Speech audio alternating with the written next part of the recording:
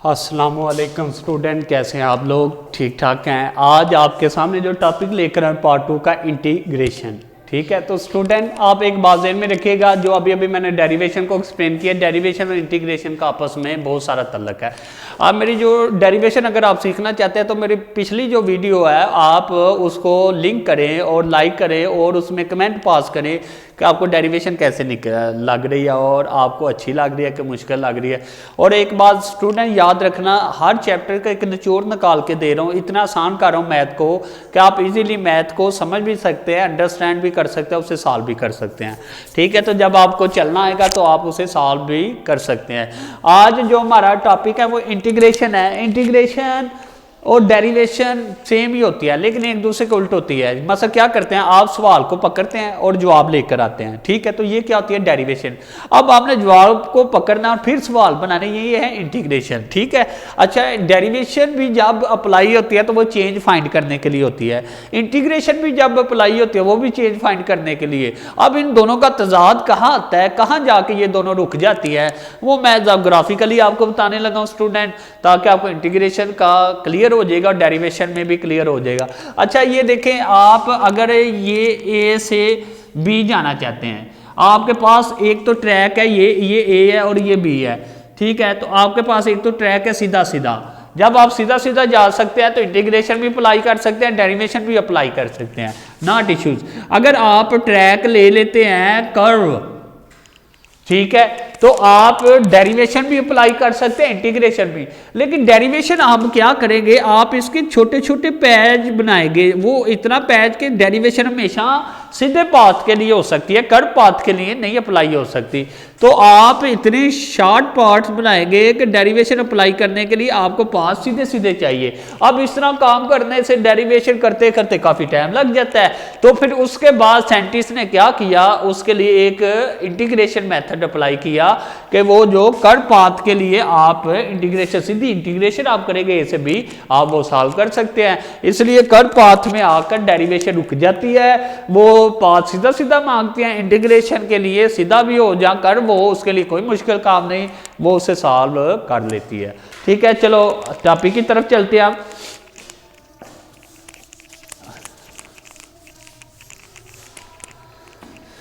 Integration को represent किया जाता है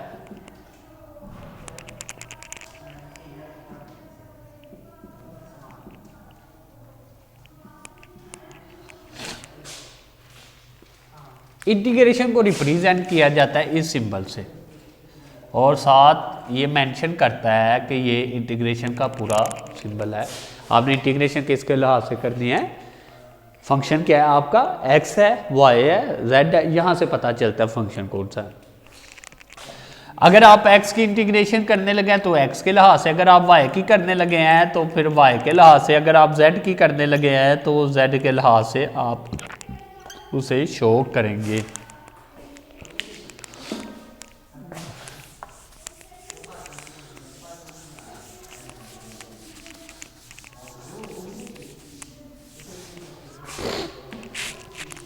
तीन फंक्शन की इंटीग्रेशन करते हैं।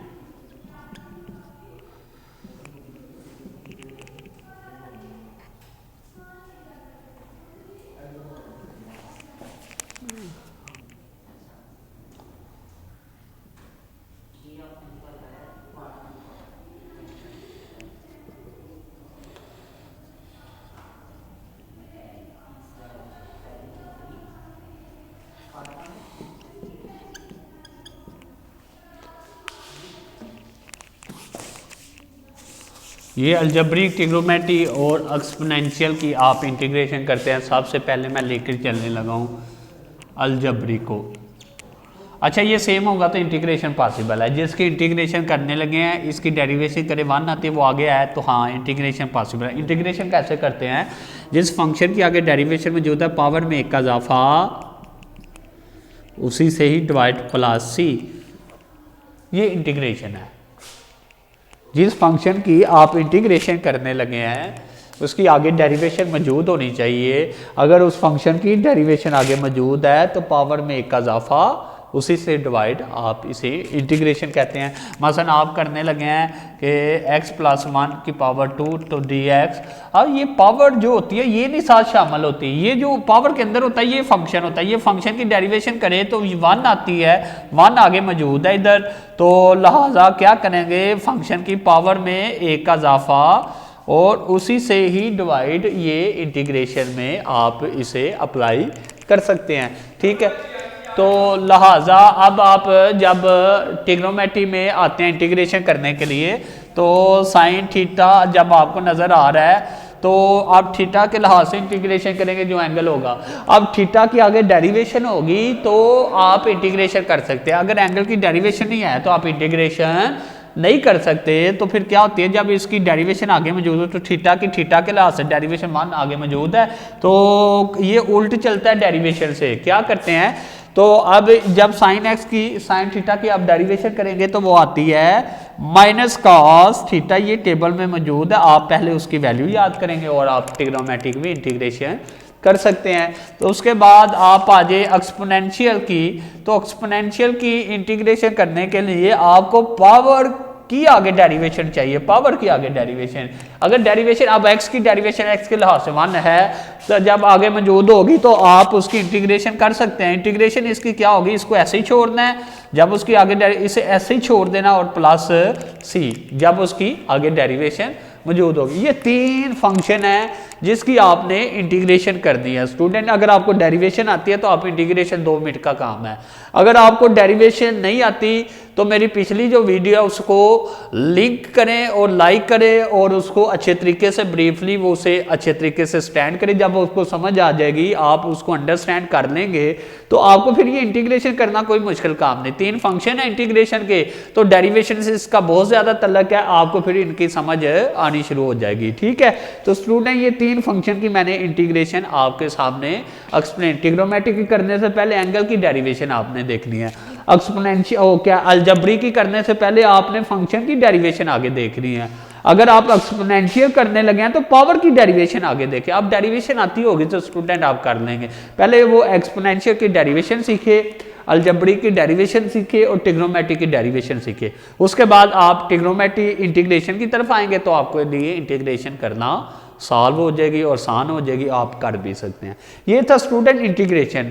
और इंटीग्रेशन डेरिवेशन में जो मैंने मेन फ़र्क बताया स्टूडेंट वो जहन में रखिएगा, कहाँ कहाँ ये अप्लाई होती है, कैसे कैसे ये अप्लाई होती है, आप उसे अप्लाई करके देख सकते हैं।